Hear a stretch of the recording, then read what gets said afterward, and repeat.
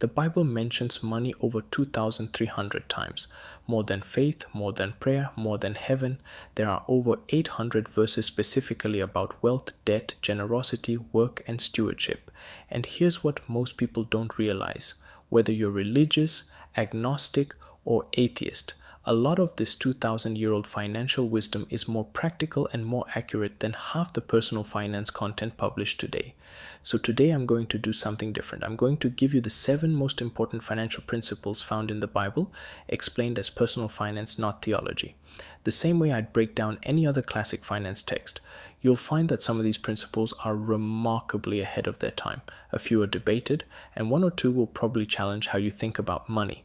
Welcome to Earnings Per Page, where I distill the world's best finance and business books into under 10 minutes. Hit subscribe, let's get into it. Lesson 1. Live below your means. Proverbs 21:20 says, "The wise store up choice food and olive oil, but fools gulp theirs down." The lesson is simple. Wise people save and accumulate. Foolish people consume everything they earn. This is the same principle Stanley and Danko documented 3,000 years later in The Millionaire Next Door. It's the same advice Warren Buffett gives. It's the same finding from every major wealth study ever conducted. The Bible was preaching delayed gratification millennia before behavioral economics had a name for it. Lesson 2. Avoid debt, especially co-signing loans.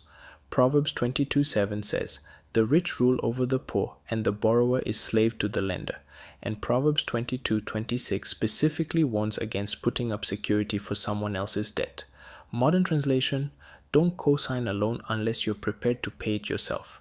The biblical view of debt isn't that it's forbidden. It's that it transfers your freedom to someone else.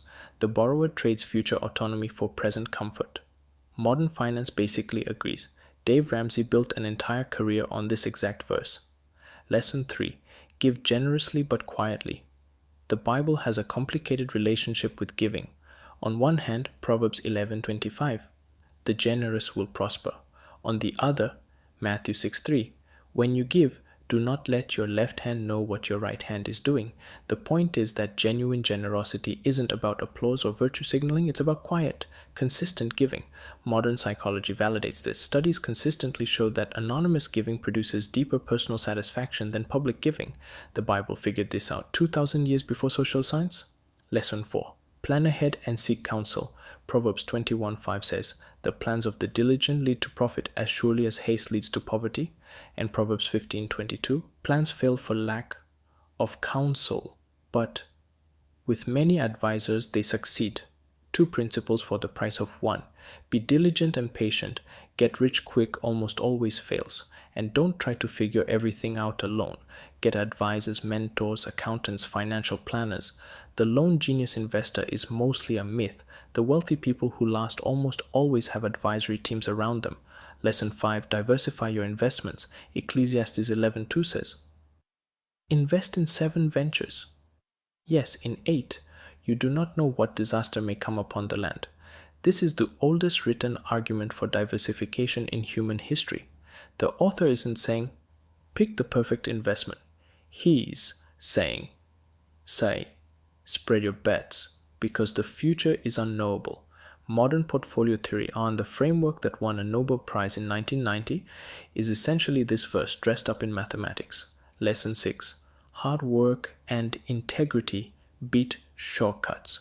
Proverbs 13:11 says, "Dishonest money dwindles away, but whoever gathers money little by little makes it grow." And Proverbs 12:11, "Those who work their land will have abundant food, but those who chase fantasies have no sense." The principle here is twofold. First, wealth built quickly through dishonesty rarely lasts. Lottery winners go broke, fraudsters get exposed, crypto pumpers crash.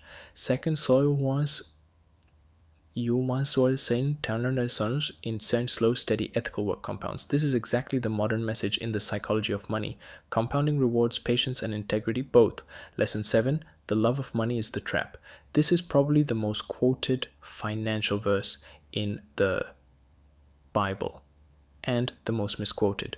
1 Timothy 6:10. The love of money is the root of all kinds of evil.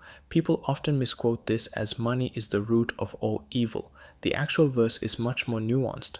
Money itself is morally neutral. The love of it, placing it above all other priorities, is what corrupts you. Modern equivalent, Morgan Housel's lesson on never enough. The most dangerous financial state is one where the goalposts always move, where no amount is sufficient, where money becomes identity instead of tool. The Bible nailed this 2,000 years ago. Now, what's debated? Let me be honest. Not every biblical financial principle holds up perfectly. The teachings on tithing, giving 10% of income, are interpreted very differently across traditions. Some take it as binding law, some as metaphor, some as outdated cultural practice. The teachings on lending interest, once forbidden entirely, are no longer practiced literally even in most religious communities.